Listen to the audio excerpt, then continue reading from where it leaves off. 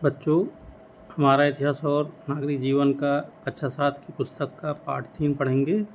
सल्तनत का विस्तार, खिलजी वंश 1290 ईस्वी से लगा करके 1320 ईस्वी तक, यानी 30 साल। बलबन की मृत्यु के पश्चात दिल्ली की सत्ता पर अपना प्रभुत्व स्थापित करने के लिए तुर्क तथा खलजी सरदारों के मध्य संघर्ष प्रारंभ हो गया। इस संघर्ष में खिलजी सरदार जलालुद्दीन फिरोज सुल्तान बनने में सफल रहे। खिलजी सरदार जो जलालुद्दीन फिरोज खिलजी थे, सुल्तान बनने में सफल रहे। जलालुद्दीन फिरोज खिलजी के पूर्वज अफगानिस्तान के खल्ज नामक स्थान से भारत आए थे। अफगानों की भाषा में गर्म प्रदेश को खल्ज कहते हैं, अतः वह खिलजी या खलजी कहलाए। अफ़गान क्षेत्र में जो गर्म स्थान है उनको खल्ज कहते हैं, इसीलिए वो खिलजी कहलाए। जलालुद्दीन फिरोज खिलजी 1290 से लगा करके 1296 तक, यानी 6 साल। जलालुद्दीन फिरोज खिलजी ने दिल्ली में खिलजी वंश की स्थापना की। वह एक उदार सहिष्णु शासक था। उसने दंड के नियमों को मानवीय बनाने पर ध्यान दिया। विद्रोही तुर्क सरदारों को संतुष्ट करने की नीति अपनाई। जलालुद्दीन फिरोज खिलजी का भतीजा जो अलाउद्दीन खिलजी था, कड़ा यानी कौशाम्बी जिला एवं अवध 2 प्रांतों का इक्तादार तथा रक्षा मंत्री था। देवगिरी पर आक्रमण करने के लिए स्वयं कौन निकला? अलाउद्दीन खिलजी। वहाँ उसे विजय के साथ साथ बहुत सारा धन मिला। सुल्तान अपने भतीजे अलाउद्दीन खिलजी के इस अभियान की सफलता के कारण उससे मिलने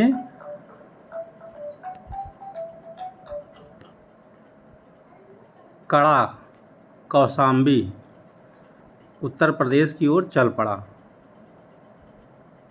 कड़ा में जलालुद्दीन फिरोज खिलजी की हत्या उसके भतीजे अलाउद्दीन खिलजी द्वारा कर दी गई। जलालुद्दीन फिरोज खिलजी की मृत्यु के बाद अलाउद्दीन खिलजी ने सिंहासन प्राप्त कर लिया। अलाउद्दीन खिलजी 1296 से लगा करके 1316 तक, यानी 20 साल तक। अलाउद्दीन खिलजी 1296 ईस्वी में दिल्ली के तख्त पर बैठा। वो महान विजेता, कुशल शासक और चतुर राजनीतिज्ञ था। उसके सुल्तान बनते समय दिल्ली सल्तनत में अव्यवस्था का बोलबाला था। उलेमाओं का दखल शासन में बहुत बढ़ गया था। अमीर तथा सरदार विद्रोह कर रहे थे। मंगोल आक्रमणकारी लगातार हमले कर रहे थे। इन परिस्थितियों का सामना उसने बड़े धैर्य और सुनियोजित योजना बना करके किया। सबसे पहले उसने जलालुद्दीन फिरोज खिलजी की उदार एवं सहिष्णु नीति का त्याग कर कठोर नियमों को लागू किया। उसने क्या किया? अपने जो चाचा थे जलालुद्दीन फिरोज खिलजी की उदार और सहिष्णु नीति को त्याग करके कठोर नियमों को लागू किया। इन कठोर नियमों तथा सुनियोजित योजनाओं के बल पर वो विशाल साम्राज्य स्थापित करने में सफल रहा।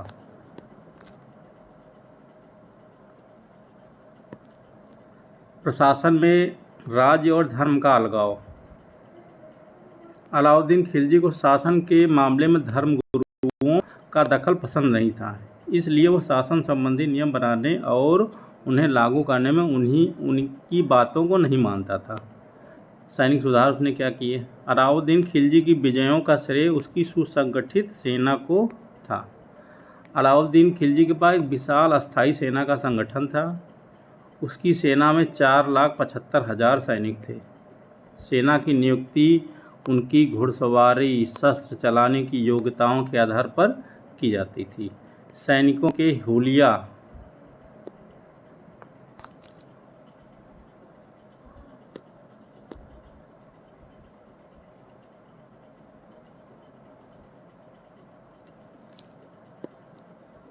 का विवरण पूरा रखा जाता था। सैनिकों को नगद वेतन देने की प्रणाली अपनाई गई।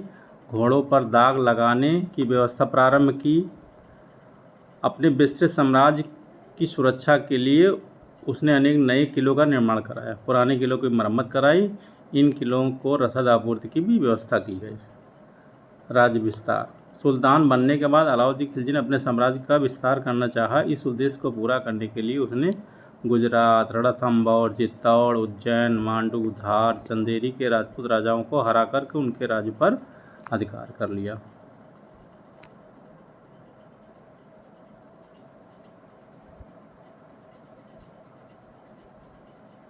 ये अलाउद्दीन खिलजी का साम्राज्य।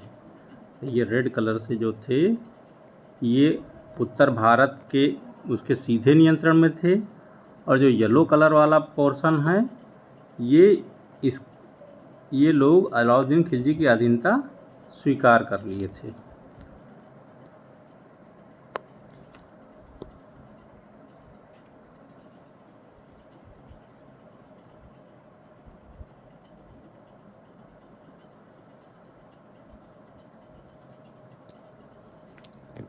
अलाउद्दीन खिलजी के सेनापति मलिक कफूर दक्षिण भारत के देवगिरी, तेलंगाना या वारंगल, होयसल राज्यों पर विजय प्राप्त की।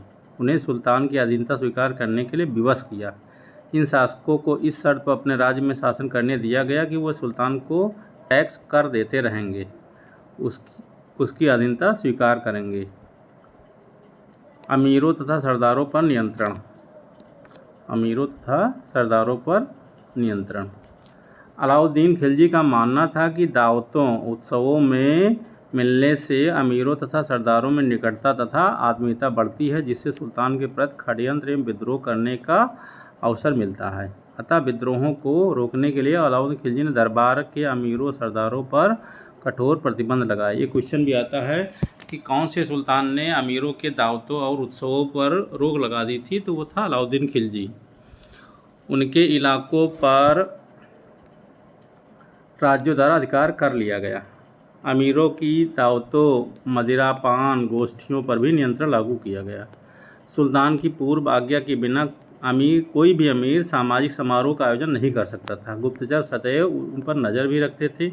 इन प्रतिबंधों से सरदार और अमीर भयभीत रहते थे। सुल्तान के विरुद्ध किसी को सिर उठाने का साहस नहीं था। इस प्रकार अलाउद्दीन खिलजी का अमीरों पर पूर्ण नियंत्रण स्थापित हो गया था। मंगोल आक्रमणों का प्रतिरोध। भारत की उत्तरी पश्चिमी सीमा पर मंगोलों के आक्रमण होते रहते थे। अलाउद्दीन के समय में भी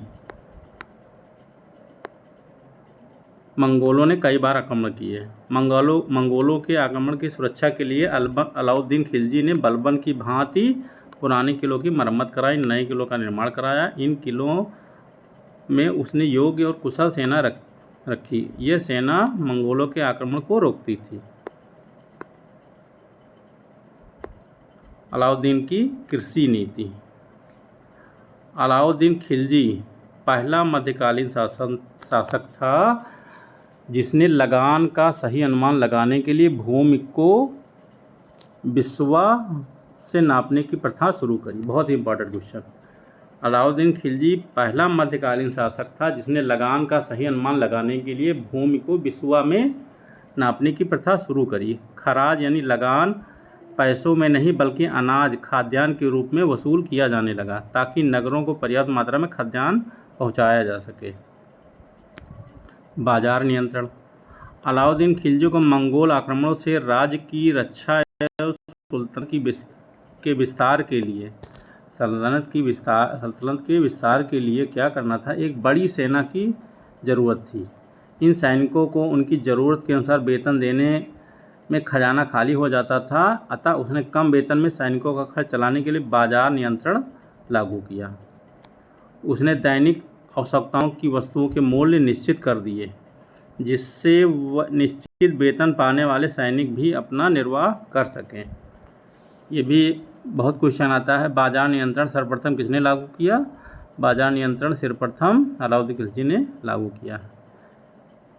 बाजार व्यवस्था की सफलता के लिए कुशल एवं ईमानदार कर्मचारी नियुक्त जाते थे, जिनका प्रमुख शाहनाद या अधीक्षक कहलाता था। बाजार व्यवस्था देखने वाला अधिकारी क्या कहलाता था? शाहना या अधीक्षक कहलाता था, जो व्यापारियों पर नियंत्रण रखता था। दुकानदारों को बाजार के नियमों का पालन करना पड़ता था। यदि कोई दुकानदार वस्तुओं की कीमत से अधिक लेता था या माप तौल में कम देता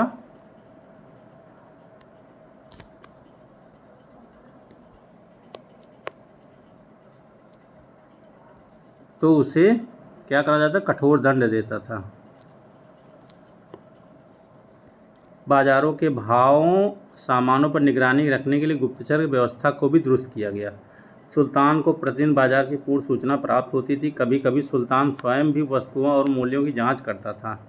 इस व्यवस्था का परिणाम यह हुआ, दुकानदार वस्तुओं का अधिक मूल्य लेने का साहस नहीं कर पाते थे। कुशल बाजार नियंत्रण के लिए सरकारी गोदाम भी स्थापित किए गए। अकाल पड़ने के समय गोदामों से खाद्यान्न की आपूर्ति की जाती थी। वो पहला शासक था, यानी अलाउद्दीन खिलजी पहला शासक था जिसने सार्वजनिक वितरण प्रणाली की शुरुआत करी। बहुत इंपॉर्टेंट क्वेश्चन है कि सार्वजनिक वितरण प्रणाली, ये क्वेश्चन भी आता है, बहुत आता है क्वेश्चन। सार्वजनिक वितरण प्रणाली की शुरुआत करने वाला पहला शासक कौन था? अलाउद्दीन खिलजी था।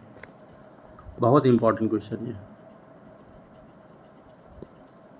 साहित्य कला का विकास। प्रसिद्ध विद्वान अमीर खुसरू बरनी अलाउद्दीन खिलजी के दरबार में रहते थे। अमीर खुसरो लोकप्रिय नाम तूती-ए-हिंद। क्या नाम था? तूती-ए-हिंद। बहुत इंपॉर्टेंट। अमीर खुसरो बरनी इतिहासकार थे, अमीर खुसरो एक कवि थे।